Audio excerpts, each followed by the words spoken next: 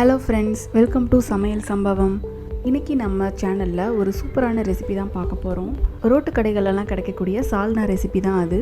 இந்த சால்னா ப்ளைனாக பண்ணலாம், இல்லைனா நான்வெஜ்ஜு வெஜ்ஜு எதில் வேணாலும் பண்ணிக்கலாம். இன்றைக்கி நான் சிக்கனில் எப்படி சால்னா வைக்கிறதுன்னு உங்களுக்கு செஞ்சு காட்ட போகிறேன்.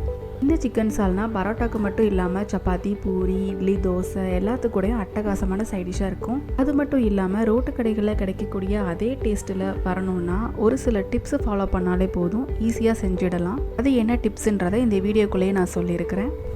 இப்போ வாங்க இந்த ரெசிபி எப்படி செய்கிறதுன்னு பார்க்கலாம். முதல்ல சிக்கன் சால்னா செய்கிறதுக்கு 3/4 கிலோ அளவுக்கு எலும்போடு இருக்கக்கூடிய சிக்கன் வாங்கியிருக்கேன். அடுத்ததாக 2 மீடியம் சைஸ் வெங்காயத்தை கட் பண்ணி வச்சுருக்கேன்.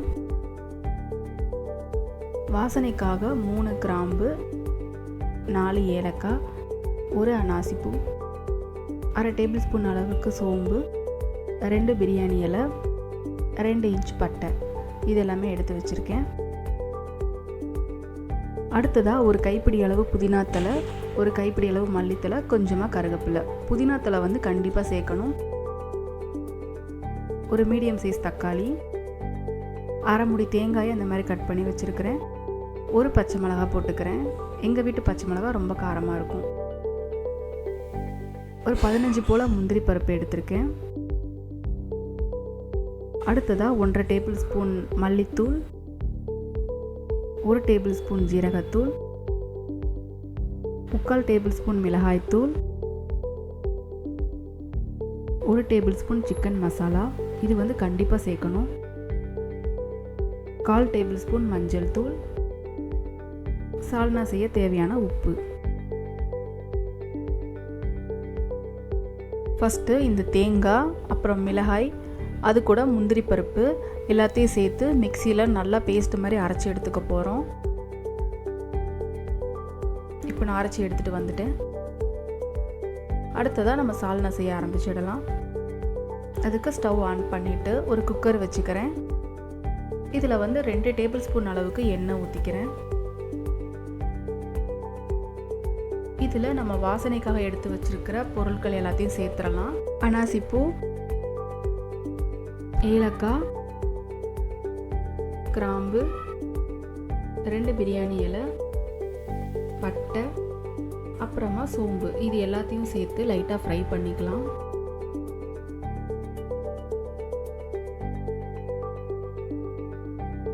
அதுக்கப்புறமா நம்ம வெட்டி வச்சிருக்கிற வெங்காயத்தை உள்ளே சேர்த்து நல்லா வதக்கிக்க போகிறோம். வெங்காயம் கோல்டன் ப்ரௌன் கலரில் வரணும்னு அவசியம் இல்லை, ஓரளவு வதங்கினாலே போதும். இது கூட ஒரு கொத்து கருவேப்பிலை சேர்த்துக்கிறேன்.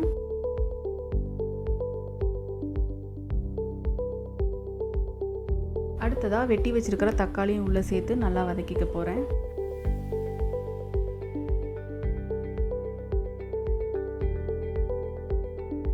இதில் 1 டேபிள் ஸ்பூன் இஞ்சி பூண்டு விழுது சேர்த்துடுறேன்.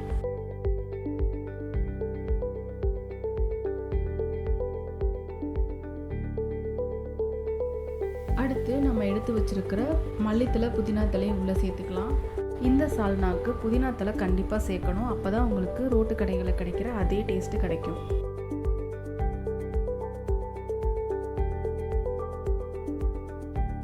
அதுக்கப்புறம் மஞ்சள் தூள், மிளகாய்த்தூள்,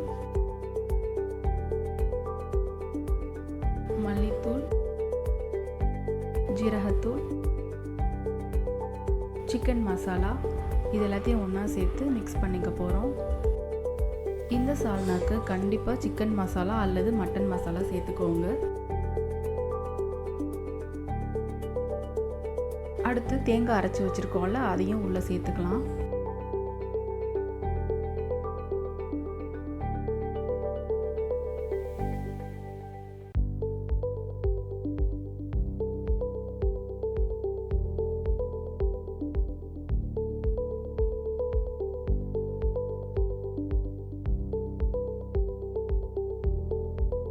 மசாலா நல்லா மிக்ஸ் ஆகிடுச்சு.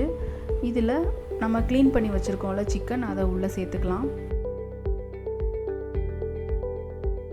எலும்பு இருக்கிற மாதிரி சிக்கன் வாங்கினீங்கன்னா தான் டேஸ்ட்டு நல்லாயிருக்கும்.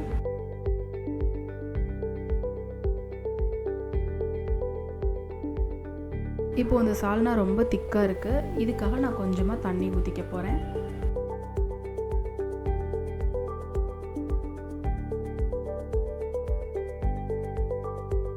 இது கூட தேவையான அளவு உப்பு சேர்த்து லைட்டாக மிக்ஸ் பண்ணிக்கலாம்.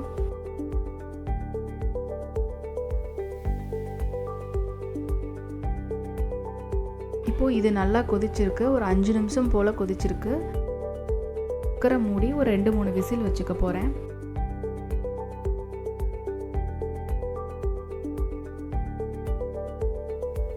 இப்போது விசில் வந்துருச்சு. சால்னா ரெடி ஆயிடுச்சு.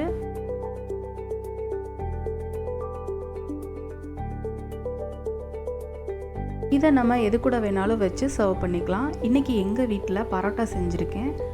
ஸோ நான் பரோட்டாவுக்கு சைட் டிஷ்ஷாக இந்த சிக்கன் சால்னா வச்சு சர்வ் பண்ணிட்டேன். என் பையன் கண்டிப்பாக எனக்கு கோதுமையில் பரோட்டா பண்ணியே ஆகணும் அப்படின்ற மாதிரி கேட்டிருந்தான். அவனுக்காக தான் இந்த ஸ்பெஷலாக பரோட்டா செஞ்சுருக்கேன்.